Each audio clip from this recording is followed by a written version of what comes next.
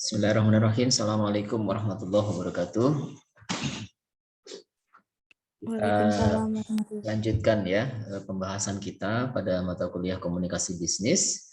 Saat ini kita akan membahas tentang komunikasi melalui teknologi informasi dan negosiasi bisnis. Ini sebetulnya dua tema yang berbeda ya.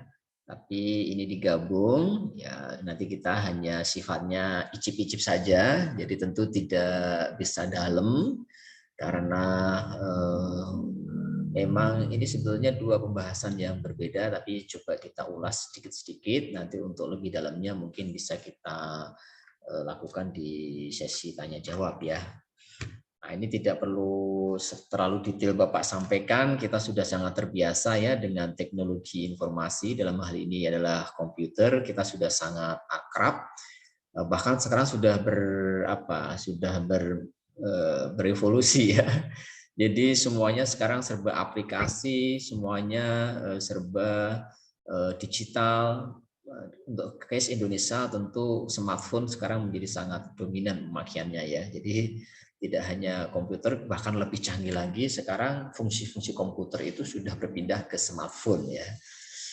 Oke, jadi tentu kalau Anda di office itu ya, kerja di kantor, di sana ada desktop, Anda akan pakai desktop ya, komputer meja atau mungkin laptop ya, sesuaikan dengan kebutuhan. Tapi sebetulnya menurut Bapak sih komputer meja atau desktop itu lebih nyaman ya.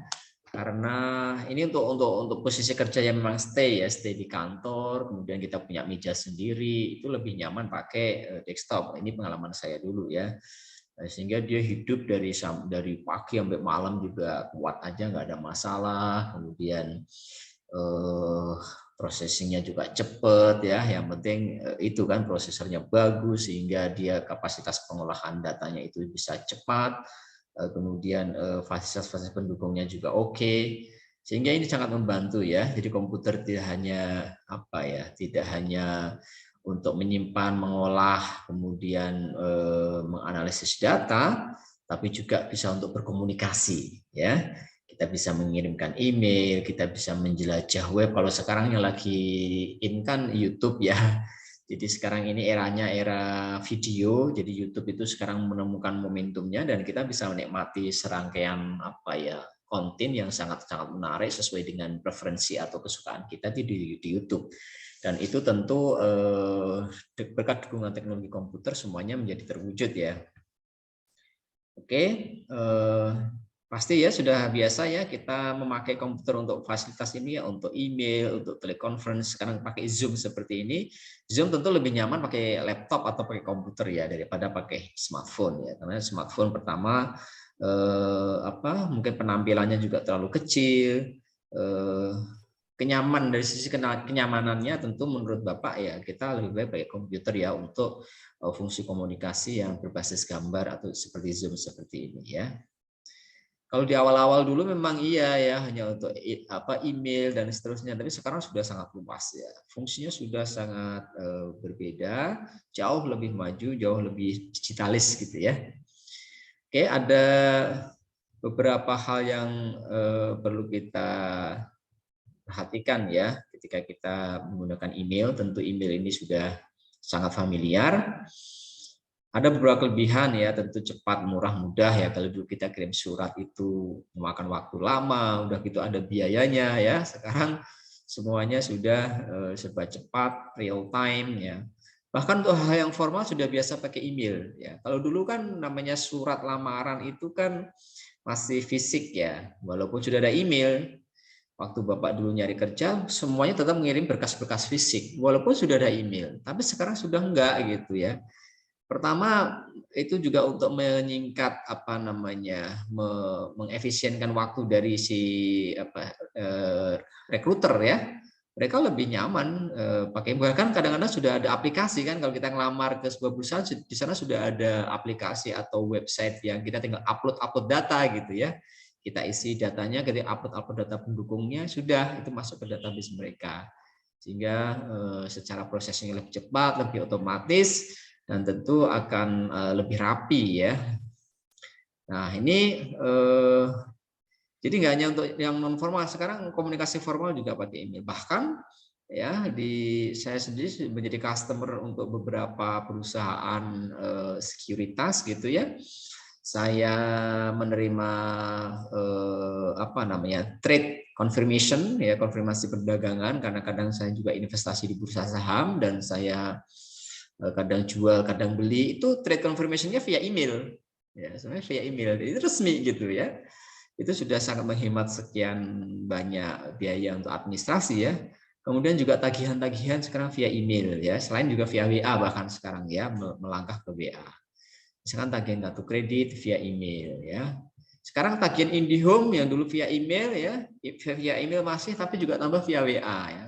Cuma kadang-kadang kalau via WA itu malah mengganggu gitu ya. Kalau email kan dia kan kita hanya buka memang karena ketika kita mau buka email kita kan gitu. Jadi tidak terlalu mengganggu. Saya lebih prefer untuk yang sifatnya dokumen-dokumen yang pengen tersimpan dengan rapi, mending di email gitu ya, daripada di WA kan. Di WA kan secara berkala dia akan hilang sendiri kan, kita kadang-kadang tidak sempat mendokumentasikan gitu.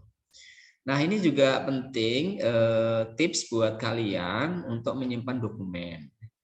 Ini jadi gini, pengalaman Bapak dulu ketika menyimpan dokumen di hard disk gitu ya, dokumen penting, itu ketika hard disk bermasalah, itu kan kita jadi kehilangan data kan gitu. Nah, cara berikutnya akhirnya ada solusi, kita pakai Google Drive. Nah, ini juga ini nih ya, Google Drive. Kita bisa simpan di Google Drive. Atau ya, kita bisa juga simpan di email gitu. Jadi kita misalkan punya dokumen ya, saya biasanya dokumen itu saya scan, misalkan dokumen KTP, dokumen paspor, dokumen KK, dokumen yang lain-lain, ijazah macam-macam, semuanya saya scan. Kemudian scanan itu pertama saya simpan di Google Drive sehingga sewaktu-waktu butuh kita bisa akses, atau saya kirim ke email tertentu. Ya, ke email tertentu, alamat email tertentu yang itu email saya juga, tapi isinya adalah dokumen-dokumen yang saya kirim ke situ, sehingga ketika suatu saat perlu dimanapun kita berada kita bisa akses email itu. Tentu kita bisa masuk ke sana karena itu email kita tahu passwordnya, dan di situ ada dokumen-dokumen yang sudah kita kirim ke sana gitu. Ini untuk jaga-jaga seandainya kita misalnya bepergian, traveling, kemudian ada masalah dengan dokumen kita ketelisut dan seterusnya, tentu kita punya backup, dan backupnya itu digital. Kita bisa akses sewaktu-waktu. Nah, ini penting sekali ya. Jadi email bisa kita gunakan untuk itu ya. Saya sendiri punya banyak sekali email dan semuanya akhirnya saya catat, karena kalau nggak dicatat nanti lupa passwordnya ya. Karena untuk keperluan yang berbeda, kadang-kadang saya pakai email yang berbeda ya. Misalnya untuk email BSI ya, saya hanya pakai untuk kebutuhan akademik di BSI. Untuk kebutuhan yang umum saya punya email yang sifatnya lebih general gitu ya. Tapi ada juga email-email yang khusus misalnya untuk register ke beberapa perusahaan investasi, atau misalnya untuk kepentingan buka toko online ya. Setiap toko online itu emailnya beda-beda gitu ya. Karena saya bisnis, saya punya WA bisnis itu banyak yang dipegang oleh tim saya. Nah, tiap WA bisnis itu saya bikinin emailnya juga beda-beda. Itu ya, kan kita harus kita buka akun IG, akun Facebook itu dengan email yang berbeda-beda supaya memang kesannya beda-beda gitu ya. Jadi fungsinya banyak ya, fungsinya banyak sekali. Oke, nah ada etika komunikasi ya ketika kita mengirimkan email ya. Tentu yang pertama kasih judul. Kadang-kadang saya pernah terima email tuh nggak ada judulnya, jadi nggak ngerti isinya apa, nebak-nebak gitu ya. Nah kadang-kadang kan kita nggak ngerti itu penting atau tidak. Nah kalau ada judulnya kan jelas gitu ya. Apakah itu penting atau tidak, perlu kita buka atau tidak, dan seterusnya itu lebih jelas ya. Jangan kirim email ke yang tidak berkepentingan. Nah, tentu ya. Jadi ya sesuai keperluan lah ya. Gunakan BCC. BCC itu adalah blind carbon copy. Artinya kita memberikan kopi blind tapi tidak kelihatan sama yang orang lain.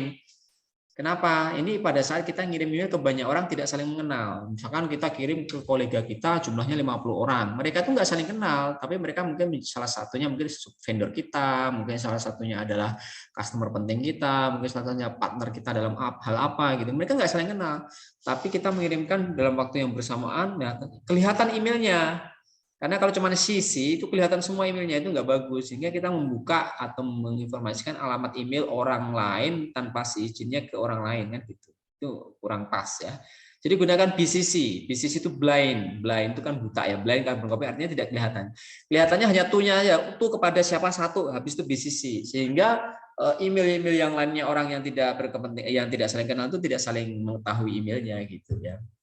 Kecuali kita emailnya kepada orang-orang satu grup yang memang sudah saling kenal, sudah biasa, ya nggak ada masalah, kita sisi aja, atau tunya itu kita banyakin, boleh-boleh saja. Tapi kalau untuk orang-orang yang memang tidak seyogianya emailnya diketahui oleh orang yang tidak semestinya, tentu kita harus BCC ya, supaya tidak kelihatan emailnya. Kirim pesan yang singkat dan jelas, yang nggak bertele-tele, jangan menggunakan huruf besar semua. Kadang-kadang ini ya, judulnya huruf besar semua, isinya huruf besar semua, itu kesannya marah, kesannya berteriak-teriak. Padahal kan kita kan tidak dalam posisi itu kan gitu. Ketika kita membaca email kan posisi kita juga komunikasi biasa kan gitu. Jadi tolong hindari huruf besar semua, huruf kapital semua ya, karena kesannya itu marah-marah atau berteriak-teriak ya. Kemudian jangan menulis pesan yang tidak ingin dipublikasikan. Ingat ya, email ini walaupun dia private, tapi kan kalau memang tidak ingin dipublikasikan atau diketahui banyak orang ya nggak perlu harus jalur yang lebih private gitu ya. Karena kan ini mudah di forward ya. Udah di forward ya, itu harus ada pesannya. Kalau memang itu private sekali ya tolong dikasih pesan gitu ya. Ya intinya kita sesuaikan lah ya dengan proporsinya ya gitu. Kalau memang dia tidak ingin kita publikasikan, ya tulis ya ini sifatnya konfidensial misalnya gitu ya, rahasia dan seterusnya. Gunakan tanda smiley ya untuk menghindari kesalahpahaman. Nah, sekarang banyak emoticon ya yang bisa dipakai untuk mendukung conversation kita di dunia digital ya. Jangan mengirim ke orang banyak kecuali memang pesan itu penting untuk umum. Nah, ini biasa ya, kita sesuai. Hindari email yang menyinggung perasaan pasti ya. Bukan nama atau inisial pada akhir pesan. Jadi pastikan ya kita sampaikan di bawah itu sebetulnya kita ini siapa ya, atas nama siapa, signature-nya itu ada juga di email itu ya. Ingat ya, kita konteksnya adalah dalam komunikasi bisnis ya. Usahakan orang itu jelas mengetahui ini atas nama siapa email yang mereka terima ya. Oke, berikutnya lanjut ke komunikasi menggunakan smartphone ya. Tadi sempat saya singgung, smartphone ini sudah merupakan revolusi ya, di mana semua fungsi, banyak sekali fungsi ya, dari sekian banyak alat elektronik semua tergabung di smartphone. Fungsi radio bisa masuk smartphone, fungsi televisi masuk smartphone, fungsi komputer masuk smartphone ya. Selain fungsi utamanya adalah komunikasi ya, komunikasi bahkan nggak hanya cuma suara sekarang ya, bahkan gambar ya. Sekarang kita biasa video call ya kan, conference ya. Kita kan kalau pakai WA call itu kan bisa buat beberapa orang kan ya, ada yang 4 orang, ada yang bisa 8 orang, bahkan itu dengan satu layar handphone kita bisa komunikasi banyak orang tanpa menggunakan aplikasi tambahan, hanya dengan WA call misalnya ya, atau dengan video call ya. Jadi smartphone ini sudah sangat luar biasa revolusinya, dan ini menjadi bagian apa yang tidak terpisahkan ya dalam kehidupan sehari-hari ya. Kita pergi kehilangan dompet masih tenang gitu ya, nggak terlalu panik. Tapi kalau ketinggalan, bukan ketinggalan dompet masih agak tenang. Tapi kalau ketinggalan smartphone itu udah rasanya benar-benar ada yang hilang gitu ya. Karena ya gimana, kita sudah sangat connected gitu ya, terkoneksi dengan dunia luar melalui smartphone ya. Ini teknologi yang revolusi atau evolusi teknologi dalam smartphone ya, mulai dari 1G, 2G, 3G, 4G, ya, sekarang 5G ya. Jadi semakin ke sini memang semakin disempurnakan ya, baik dari sisi bandwidth-nya dan lain-lain ya. Intinya makin lama makin maju, makin inilah ya, makin keren lah ya, karena kan ada inovasi-inovasi terus ya. Dan bukan tidak mungkin nanti akan makin apa ya, akan makin banyak inovasi yang akan bisa kita nikmati ya, karena kita sebagai user itu tentu kan sebagai penikmat teknologi ya, kita bisa seperti ini pun kuliah secara apa namanya online seperti ini ya, ini bagian dari perkembangan teknologi yang bisa kita nikmati ya. Ada beberapa etika juga yang harus kita perhatikan ya ketika komunikasi dengan smartphone ya. Silahkan nanti dibaca sendiri ya. Ini general sebetulnya, misalnya saja kita bisa menggunakan nada getar atau fungsi suaranya di off dalam ruangan yang berisi banyak orang supaya nggak ganggu misalkan, ya kan.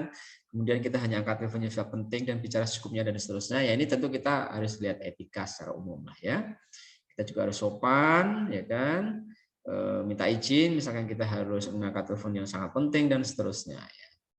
Kalau di dalam sebuah meeting dan kita harus angkat dan bicara, jangan bicara di tempat meeting itu. Kita izin keluar sebentar, ya. Kita izin keluar sebentar, kemudian kita angkat telepon itu karena kira-kira itu penting gitu ya. Kita bicara secukupnya, habis itu kita ikut meeting lagi.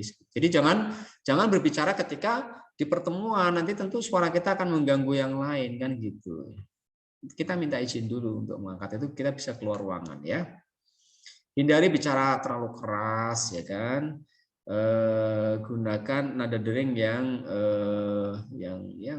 ini aja lah, yang normal lah ya, jangan yang terlalu aneh-aneh gitu ya. Kalau tidak perlu jangan terima telepon ketika sedang berkendara. Ya, sekarang ini ada e-tilang ya, hati-hati ya kalau Anda di tol atau di beberapa ruas jalan ibu kota yang protokol itu semuanya sudah ada kamera. Kalau kita sedang nyetir, kemudian kita sambil terima telepon atau kelihatan monitoring atau update telepon, entah itu jawab dan seterusnya, sambil nyetir, maka kita kena tilang.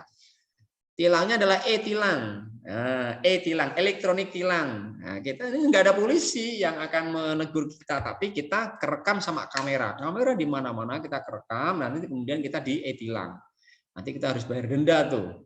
Kita dapat surat cinta tuh ya dari kepolisian, jam sekian, buktinya seperti ini, Anda melakukan pelanggaran seperti ini, pasalnya ini, Anda kena denda sekian, silahkan bayarkan gitu. Kalau nggak dibayarkan nanti akan nongol di tagihan ketika bayar pajak.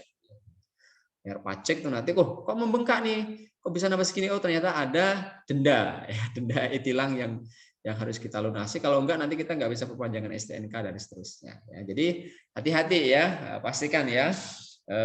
Ketika berkendara kita tidak sedang menerima telepon. Kalaupun kepepet ya kita lihat-lihat lah ya, kalau jalannya jalan yang bukan jalan protokol yang banyak kamera mungkin masih sedikit ini ya, tapi tetap harus hati-hati ya.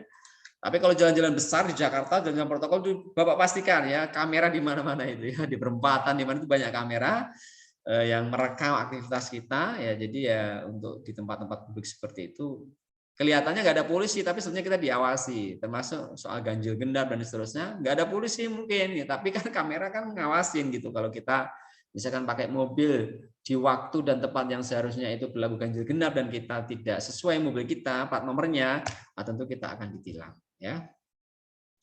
Oke, jangan mengaktifkan ponsel di tempat-tempat seperti pom bensin karena itu ada efeknya juga. Jangan pakai lah ya maksudnya ya. Tentu kita bawa tapi jangan dipakai ketika sedang isi bensin dan seterusnya ya.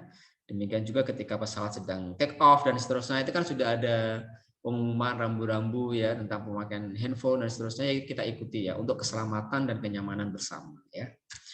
Oke, berikutnya kita lanjut dengan negosiasi bisnis ya. Kalau kita berada dalam posisi sebagai seorang manajer, tentu kita akan terbiasa sekali dengan yang namanya negosiasi bisnis. Apa ini negosiasi bisnis? Nah, ini bisa kita definisikan sebagai satu proses komunikasi antar dua pihak ya, minimal dua pihak ya.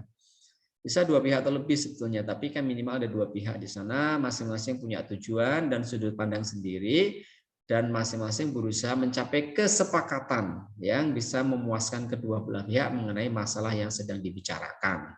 Ya, misalnya ini pengalaman saya dulu waktu kerja di manufaktur, kita banyak supplier itu dari Jepang. Ya, dari Jepang. Nah, mereka itu visit itu secara berkala ya, ada yang 2 bulan sekali, 3 bulan sekali dari Jepang ya, visit ke factory kita, kemudian di situ terjadi negosiasi. Biasanya karena kita bagian purchasing, negosiasinya negosiasi harga, negosiasi PO, mereka minta tambahan PO. Sekarang kita saat ini kasih alokasi PO kita ke mereka itu adalah let's say 50% dari total produksi kita. Nah, kita komit tuh ngasih 50% produksi, materialnya kita PO kan ke dia dengan catatan harganya sekian. Nah, itu sudah ada MOU-nya. Nah, tapi kemudian berjalannya waktu ya kan, karena produksi kita menurun gitu sehingga 50% dari total produksinya juga menurun, sehingga customer itu komplain karena PO kita itu di bawah ekspektasi dia. Dia datang, dia bilang sudah menawarkan harga yang terbaik ya dengan asumsi PO-nya sekian, tapi ini kok aktualnya sekian ya. Kita bilang ini produksi kita sedang turun, kita nggak bisa maksain, Karena kalau kita paksain PO banyak, nanti jadi stok barangnya terlalu banyak, itu risikonya banyak ya. Kalau stok kelebihan itu ada risiko rusak, risiko usang, risiko out of teknologi, out of date dan seterusnya. Nah, tentu di sini kemudian negosiasi ya. Ini saya beberapa kali mendampingi bos saya dulu, seorang manajer purchasing. Bos saya dari Korea, suppliernya dari Jepang. Ya udah, orang Korea dan Jepang, kita orang Indonesia ya, dengan budaya beda-beda. Itu kalau saya lihat ketika mereka negosiasi bisnis itu sangat apa ya, sangat unik lah gitu ya. Tapi memang bahasa Inggris menjadi bahasa persatuan akhirnya ya, mau tidak mau kalau kita ingin kerja di sebuah ekosistem bisnis yang memang internasional ya minimal bahasa Inggris aktif itu bisa ya, kita bisa komunikasi dengan bahasa Inggris ya. Bos saya pinter bahasa Inggris ya, walaupun dengan logat Korea ya, yang Jepang juga dengan logat Jepangnya ya. Yang penting paham saja ya, walaupun sebetulnya memang secara logat atau secara aksen dan seterusnya ya tidak terlalu bagus, tapi kan pesannya bisa sampai. Oke, masing-masing punya sudut pandang ya. Kalau kita sebagai customer kita maunya harga turun, ya kan, supaya lebih efisien ya. Dan sebagai supplier maunya harga naik gitu kan, direview lagi ya. Setelah 1 tahun itu review harga, kita maunya turun, sana maunya naik. Nah ini kan bertentangan kan sudut pandangnya. Nah, tentu akhirnya akan ada pembicaraan, kadang nggak cuma sekali, bisa sekali, 2 kali, 3 kali, kadang di kantor, kadang di lapangan golf, kadang di restoran ya. Semuanya dalam rangka mempertemukan kepentingan yang berbeda ini. Tapi karena sama-sama punya niat baik, sama-sama butuh ya, kita butuh barang dia, dia juga butuh jual barang dia ke kita sebagai customer-nya. Akhirnya selalu ketemu harga terbaik, tentu dengan beberapa catatan, dengan beberapa condition, term and condition, dan seterusnya. Tapi itu asik sekali sebetulnya ya. Ya cuma kadang-kadang merasa kalah, kadang-kadang merasa menang ya. Ya itu wajar-wajar saja sih. Oke, ini ada yang perlu diperhatikan dalam kesepakatan negosiasi. Tentu pertama persiapan. Persiapan harus ada, kita harus tahu tujuannya nanti apa, targetnya apa, dan seterusnya. Supaya kita nggak blank ketika negosiasi itu nggak kemana-mana, kita punya target. Saya mau begini gitu. Nah, tentu mungkin nanti ada ruang kompromi, ada ruang. Makanya negosiasi ini kan sebetulnya kan masing-masing punya ruang untuk bergeser dari target awal. Tapi ada minimum lah yang masing-masing punya. Sudah punya hitung-hitungan semuanya gitu. Kalau dia nanti begini, saya begini. Kalau dia begini itu semuanya sudah mempersiapkan. Sehingga harus dipersiapkan dengan cermat. Ya. Oke, kemudian presentasi dan evaluasi yang jelas mengenai posisi kedua belah pihak, keterampilan, pengalaman, motivasi, dan seterusnya. Ini juga akan memperlancar sebuah negosiasi ya. Kemauan untuk membuat konsensi untuk mencapai kesepakatan. Ini penting karena kan kita nggak boleh egois juga dong. Kita kan tujuannya mencapai kesepakatan ya, bagaimana tercipta kesepakatan itu. Jadi memang nggak boleh egois, tapi kita harus bisa mempersiapkan serangkaian amunisi ya untuk kepentingan kita ini bisa terakomodir lah ya, tanpa harus kemudian istilahnya pihak lawan negosiasi kita ini istilahnya itu dalam posisi yang kalah banget itu enggak, kita nggak mau juga gitu ya. Kita maunya ya win-win gitu ya. Oke, jadi tujuannya yang pertama membantu membangun hubungan yang lebih baik. Ingat ya, bukan untuk saling mengalahkan, bukan untuk saling menjerumuskan ya. Karena kalau mereka kalah kemudian mereka nggak jadi partner kita, kita rugi juga. Misalnya kita tekan habis-habisan supplier kita misalnya, kemudian akhirnya mereka give up, nggak bisa punya ruang profit yang bisa bisnisnya sustainable dan terus menyuplai kita akhirnya kehilangan supplier, kita bingung juga kita. Jadi tetap harus ada ruang ya masing-masing untuk bisa saling mensupport ya. Membantu membangun hubungan yang lebih baik dalam jangka panjang. Ini salah satu tujuan negosiasi. Kemudian juga memberikan solusi jangka panjang dan berkualitas. Ya, tidak hanya solusi jangka pendek, tidak hanya memenuhi kebutuhan sesaat, tapi bagaimana kesepakatan yang dicapai dalam negosiasi itu bisa bermanfaat buat kedua belah pihak dalam jangka panjang. Kemudian berikutnya membantu menghindari masalah dan konflik di masa depan. Kenapa? Karena sudah diantisipasi sejak dini. Masing-masing sudah tahu kondisinya, sudah tahu preferensinya, sudah tahu nanti arahnya kemana dan seterusnya, sehingga ini bisa dipakai untuk merencanakan ya kebutuhan material yang lebih baik kalau kita di bagian produksi, merencanakan penjualan yang lebih terarah kalau kita di bagian marketing dan seterusnya. Oke, ada beberapa ciri negosiasi. Yang pertama, tujuannya memperoleh manfaat, ya, hasil dan manfaat bersama. Ya, jadi kita tidak hanya ingin pemenang sendiri, ya, maunya itu ya win-win solution, ya, menang-menang. Kita oke, mereka juga oke, ya, masing-masing akhirnya menerima dengan lapang dada dan senang gitu ya, kesepakatan yang sudah diperoleh.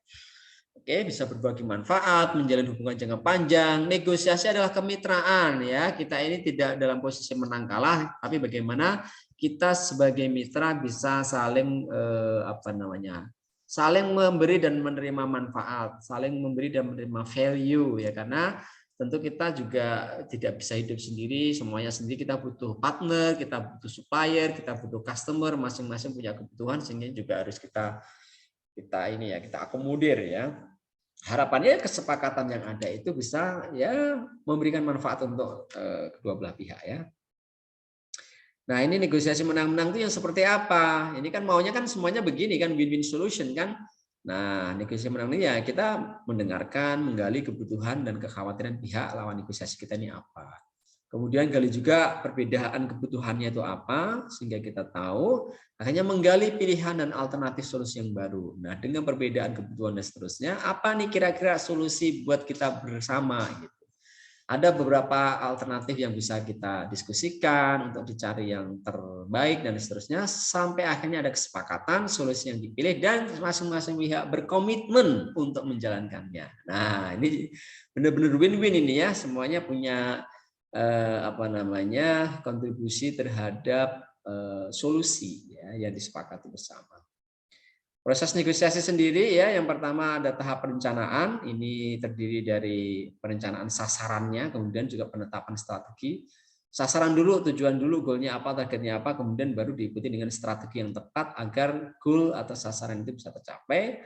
Kemudian itu tahap perencanaan, ya, jadi sudah direncanakan dulu, sudah ada pembicaraan sebelumnya, ya, seperti Bapak bilang tadi, persiapan yang cermat salah satunya adalah ini, tahap perencanaan, supaya kita punya arah tujuan yang jelas kita ini mau kemana dalam negosiasi itu, ya.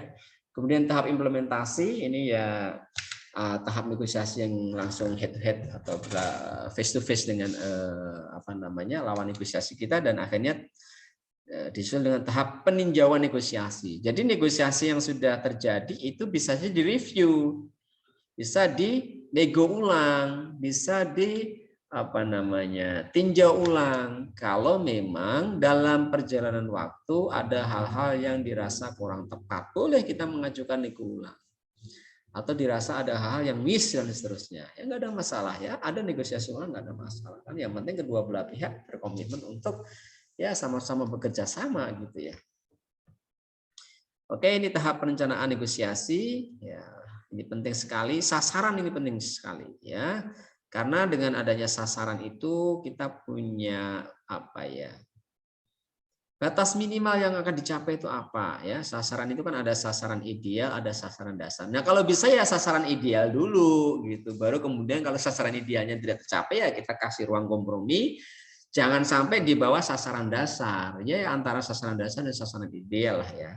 Yang kepepetnya benar-benar nggak ada ini lagi, ya, sasaran dasar itulah dasar minimal itu yang harus kita pertahankan. Misalnya kita mau suplai ke sebuah perusahaan, kita tawarin harga, nah, harapannya harga yang kita tawarkan diterima. Kalau dia nego minta turun, nah kita punya batas minimal yang tidak boleh dilanggar, karena kalau dilanggar kita nanti bisa jual rugi, kita nanti bisa tidak sustain bisnisnya dan seterusnya. Ya, jadi kita tetapkan batas minimalnya. Kalau memang itu angka, ya, sifatnya angka yang rigid gitu, ya. Tentu tidak semua negosiasi itu berhubungan dengan angka, ya. Ada hal-hal yang memang tidak bisa dikuantifisir. Ini juga tapi harus disebutkan tuh target minimalnya apa yang harus bisa kita pegang gitu, ya, dalam proses negosiasi. Ini ada beberapa strategi, ya. Pertama strategi kooperatif, ya. Ini sasarannya mencapai kesepakatan kedua belah pihak. Ini saya suka, ya, dengan strategi kooperatif ini karena kita juga menghargai lawan, kita mempercayai pihak lawan, kita bisa melakukan kompromi jika diperlukan, dan menciptakan landasan dan kepentingan bersama, ya. Ini yang pertama strategi kooperatif. Ini strategi kompetitif ini lebih strict, ya. Jadi ini tujuannya adalah mengalahkan lawan. Kita nggak percaya sama lawan, kita maunya tarung aja, pokoknya kompetisi tarung kita kalahkan, ya. Tentu ini lebih agresif daripada strategi yang pertama yang kooperatif, ya. Tentu momentum kemudian kepentingan menjadi hal yang mendasari. Kadang-kadang kita juga perlu pakai strategi kompetitif ini ya. Strategi analitis ya ini mempunyai filosofi seorang negosiator itu adalah seorang pemecah masalah, bukan seorang petarung yang harus mengalahkan gitu ya. Jadi ya negosiasi ini bagaimana latihan memecahkan masalah gitu ya, bagaimana berusaha secara kreatif mencari solusi ya, kita menggali serangkaian apa namanya kriteria-kriteria yang objektif, kita cari alasan-alasan yang memang mendukung sehingga akhirnya ketemu solusi bersama ya. Oke, berikutnya ya, tahap implementasi. Nah, ini dalam tahap implementasi ini maka kita perlu perhatikan beberapa hal ya supaya sukses dalam negosiasi. Yang pertama, taktik cara kita. Nah, ini namanya taktik cara kita. Kita tahu tujuan yang ingin dicapai, kita bersikeras memaksa pihak lawan agar percaya bahwa kita yang benar dan terus menekan. Nah, ini lebih dominan ini ya. Dengan taktik cara kita ini kayak strategi kompetisi ya. Jadi ya kita benar-benar maunya ya orang harus ikut kita nih. Nah, gimana caranya orang maunya kita? Ini taktik cara kita ya. Nah, kemudian yang kedua adalah taktik bekerja sama. Nah, ini kita lebih soft ini ya, kita mau mendengarkan pihak lawan, kita mau mengetahui sebetulnya apa sih kepentingan kebutuhan mereka, dan kemudian ya kita mau usahakan untuk bersikap reaktif ya, bukan proaktif, siap kerjasama. Ya, ini lebih ini ya, lebih terbuka lah ya dibanding taktik cara kita. Berikutnya ada juga taktik tidak bertindak apa-apa ya. Ini orangnya kekeh, keras kepala, ya, tapi nggak mau nih mendengar pihak lawan ya. Tapi juga susah juga apa namanya mengakomodir kepentingan pihak lain ya. Ada juga taktik seperti ini. Kekeh banget gitu. Ya ini kalau memang dia posisinya kuat, dia posisinya di dalam proses negosiasi itu sangat dibutuhkan dan seterusnya, mungkin ini bisa efektif juga sih. Tapi kalau dia dalam posisi yang juga butuh, dalam posisi yang mungkin tidak sekuat pihak-pihak lain, tentu ini nggak tepat strategi ini ya. Kemudian taktik melangkah ke tujuan yang lain. Ya, ini menuntut kita harus aktif menggeser dari satu persoalan ke persoalan lain. Jadi ini luas ya dengan taktik melangkah ke tujuan lain ini bagaimana kita menyiapkan beberapa alternatif, seandainya ini nggak tercapai maka bisa ke sini, bisa ke sini, dan seterusnya. Oke, berikutnya tahap peninjauan negosiasi ya. Tadi Bapak sampaikan negosiasi itu bisa diperiksa ulang, bisa dinego ulang. Kenapa? Karena ya kita evaluasi apakah memang tujuan kita tercapai dengan negosiasi itu. Jika tidak, maka tentu ini menjadi pelajaran dan sekaligus pengalaman ya bagi seorang negosiator, dan setelah dia bisa mempelajari kesalahan-kesalahannya dan seterusnya, tentu ini bisa menjadi acuan pembelajaran untuk apa? Untuk negosiasi selanjutnya harusnya bagaimana, gitu ya. Oke, supaya kita pinter terampil dalam bernegosiasi maka ada hal yang perlu kita lakukan, terutama persiapan ya. Ini sudah Pak sebutkan ya. Persiapan yang baik merupakan salah satu kunci sukses negosiasi. Jangan sampai kita mau negosiasi tanpa persiapan sama sekali. Minimal kita siapin data. Kita siapin pengetahuan kita tentang pihak lawan. Lawannya ini profilnya bagaimana, kebiasaannya maunya bagaimana, dan seterusnya. Titik lemahnya di mana kalau perlu kita tahu. Sehingga kita bisa nanti menyesuaikan strategi kita, cara bicara kita yang tepat supaya kita tidak mudah ditekuk dalam tanda kutip oleh lawan kita ya.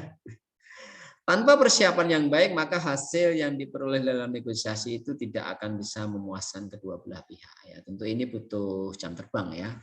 Orang biasanya kalau jam terbangnya udah tinggi ya persiapannya ya nggak terlalu rumit juga karena dia sudah terbiasa ya. Mungkin dia hanya sedikit searching, googling, kemudian siapin data secukupnya. Dalam waktu singkat dia bisa mempersiapkan diri dengan baik gitu ya, karena sudah pengalaman. Oke, dalam memulai negosiasi, pilih waktu yang tepat, cari tempat duduk yang tepat. Ini mempengaruhi ya posisi duduk ini ya. Cari suasana yang kondusif, ada agenda dan seterusnya, komunikasinya yang efektif ya. Siapkan kalau ada konflik harus bagaimana dan seterusnya. Dan jangan lupa keterampilan mendengarkan ini penting. Ya, karena kadang-kadang dengan keterampilan mendengarkan itu kita bisa tahu betul oh sebetulnya lawan itu begini harus begini dan seterusnya, sehingga kita bisa merespon dengan apa ya kualitas respon yang bagus sehingga tercapai kesepakatan ya. Oke, ada strategi dan teknik. Ya, strategi ini sebagai rencana dan metode yang teliti. Kemudian taktik lebih mengacu pada setiap metode yang digunakan untuk mencapai tujuan ya. Kalau taktik ini lebih teknis, lebih jangka pendek. Kalau strategi ini kan lebih the whole part ya, lebih secara keseluruhan ya, lebih umum ya strategi ini ya. Jadi harus kita siapin ya, strategi dan teknik apa yang akan kita gunakan. Ini harus kita persiapan menyesuaikan dengan target atau goal dari atau sasaran dari negosiasi kita ya. Kompromi ini juga perlu kita belajar berkompromi karena kan kita nggak mau menang sendiri kan, kita juga harus memperhatikan kepentingan pihak lawan sehingga harus ada ruang. Kalau negosiasi itu nggak ada ruang ya kemungkinan nggak akan terjadi kesepakatan gitu. Upayakan sebisa mungkin ya kita memberikan ruang untuk kompromi karena ini kan upaya untuk mencapai kesepakatan bersama ya dengan antara kedua belah pihak ya. Oke, siapkan komprominya sejauh mana dan seterusnya supaya nanti kita bisa punya acuan atau guidance, kita bisa bergerak range komprominya itu di area mana gitu ya. Oke, hindari kesalahan-kesalahan taktis ya, misalnya mengajukan permintaan awal yang tidak logis, belum udah permintaannya udah nggak logis gitu ya, memulai tanpa daftar penawaran ya, marah emosional ya, bernegosiasi saat kelelahan ya. Ini beberapa kesalahan teknis yang harus kita hindari sehingga akan mengganggu kalau kita tidak aware dengan hal seperti ini ya. Hal yang sangat diinginkan pihak lawan contohnya merasa nyaman dengan dirinya sendiri ya, kita ya berusaha supaya lawan kita itu juga istilahnya nyaman gitu ya, tidak merasa dibohongi, kemudian memahami lebih baik ya, tidak ngotot-ngototan ya, bisa saling menghargai, komunikasinya jelas ya, kemudian antar negosiator tuh sama-sama bisa saling mengungkapkan pendapatnya dengan fair dan seterusnya ya. Ini kita perlulah ya menghargai pihak lawan. Coba lihat orang-orang negosiator ulung itu, walaupun mereka punya kepentingan yang berbeda, mereka tuh negosiasinya itu asik gitu, mereka sambil senyum, padahal itu kepentingannya bertentangan, tapi ya terutama politikus-politikus tulen ya, pemimpin-pemimpin negara itu mereka padahal musuh itu ya, mereka perang pun ketika negosiasi itu bisa negosiasi itu seperti seorang sahabat yang tenang gitu ya. Nah itu butuh ini ya, butuh jam terbang. Tipe negosiator ada negosiator curang, negosiator profesional ya, tentu kita pilih yang negosiator profesional ya karena punya skill ya. Kita upayakan menjadi negosiator yang profesional, bukan negosiator yang curang, bukan negosiator yang bodoh, juga bukan negosiator yang naif ya. Pastikan kita menjadi negosiator yang profesional dengan apa? Bekal latihan dan seterusnya. Oke, itu materi ya. Pada kesempatan hari ini kita lanjutkan dengan sesi diskusi. Saya tutup dulu. Terima kasih. Assalamualaikum warahmatullahi wabarakatuh. Waalaikumsalam warahmatullahi wabarakatuh.